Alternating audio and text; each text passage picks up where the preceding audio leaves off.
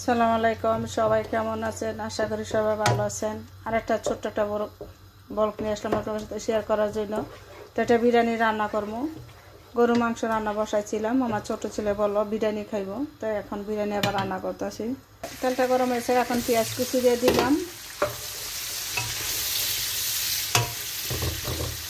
আমার রান্না করতে হইতেছে, আবার ওইদিকে কাজটা গুছাইতে হইতেছে, কারণ এক হাতের কাজ, অনেক সময় লাগে।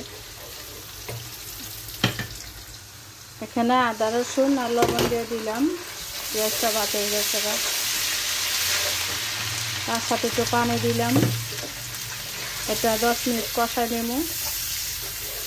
মশলাটা কষানো হয়ে গেছে, এখন মাংস দিয়ে দিলাম। শুধু রাত্রের জন্য বিরিয়ানি।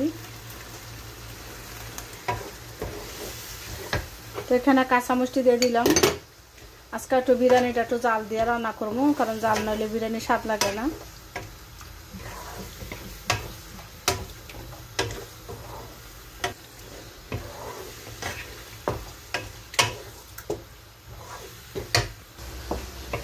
তো মাংস পানি দিই, মাংসতে উঠছে, তো মাংসটি কষা যাব, কষাইও শেষ হইলে তারপরে একটা বিরিয়ানি মশলা দিছি দেখে মাংসটা কালো হয়ে গেছে মশলাটা কষানো হয়ে গেছে এখন এই যে চাউল দিয়ে দিলাম। এখানে মটর চিন দিয়ে দিলাম।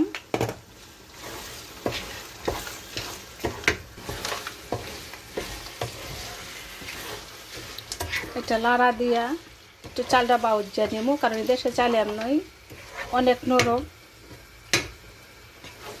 মানে বাঙ্গা জায়গা চাউল। এই যে এখন বাঙ্গা গেছে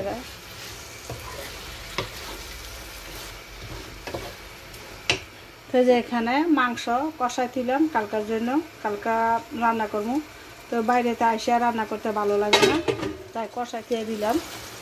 কালকা আলু দিয়া আর হালকা একটু জল দিয়া রান্নাটা কমপ্লিট করে এলাম।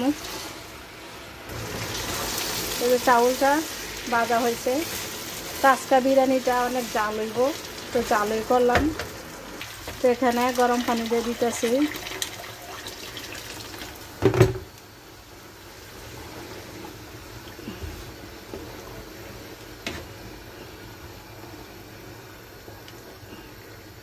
এটা এখন 10 মিনিট ডাইকা রাখবো, আর পরে একটা লাড়া দিয়া পরে মোটামুটি চাউল জালটা কমাই দিব। ডাইকা দিলাম, যে পানিটা শুকায় গেছে এখন এই যে এটা লাড়াটা দিব।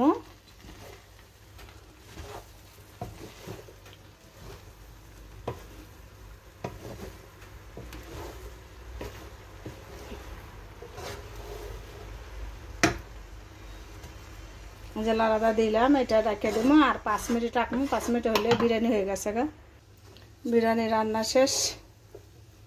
যদি আপনার কাছে ভালো লাগে শেয়ার করে দিন। সবাই ভালো থাকবেন, কেমন হইলো জানাবেন।